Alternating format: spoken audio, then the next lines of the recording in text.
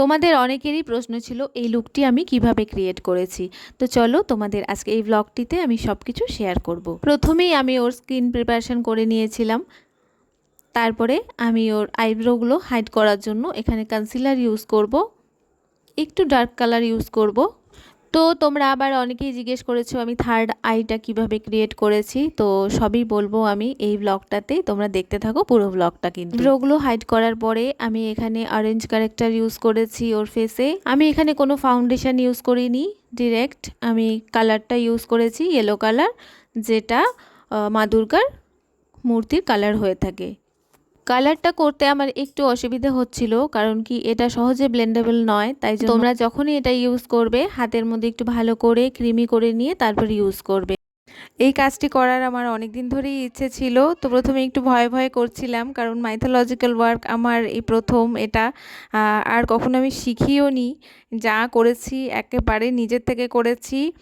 তো আমি নিজেকেই নিজে ক্রেডিট দিচ্ছি এই কাজটি করার জন্য।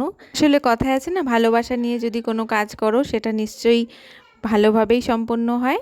তো তোমরা অনেক ভালোবাসা দিয়েছো, ইউটিউবে এই ভিডিওটি ভাইরালও হয়েছে। সমস্ত কিছু কমপ্লিট হওয়ার পরে আমি কিন্তু পুরো ফেসটাতে আইশ্যাডো, ইয়েলো কালারের আইশ্যাডো দিয়ে সেট করেছিলাম। আর এই যে দেখো ফাইনাল লুকটি, যেটাতে তোমরা এত ভালোবাসা দিয়েছো। তো থার্ড আইটি আমি যেভাবে ক্রিয়েট করেছি সেটা হচ্ছে ক্লে দিয়ে আর মাঝখানে আমি কিন্তু একটা লেন্স বসিয়েছি। আবার তোমরা অনেকে জিজ্ঞেস করেছো যে আমি মালাটা কিভাবে বানিয়েছি। মালাটা কিন্তু আমি টিস্যু দিয়ে বানিয়েছি, ওটা আমি অন্য একটা ভিডিওতে শেয়ার করব। তো মডেল টোটোতে যাচ্ছিল আর লজ্জা পাচ্ছিল ওর ফেসটা দেখাতে, তাই জন্য কিন্তু মুখ ঢেকে ঢেকে যাচ্ছিল।